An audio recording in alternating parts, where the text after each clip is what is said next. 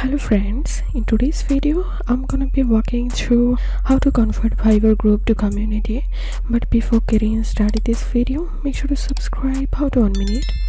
So here is the option to convert Viber group to community. So all you have to need, you will need to create a new community. So for that, click on this chat icon and click on new group and select participants and click on done.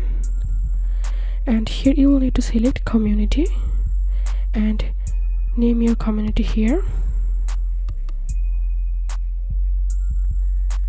and add description about your community.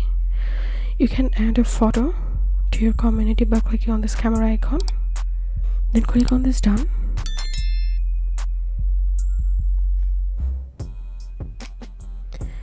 So here you can see I've successfully created a Viber community here.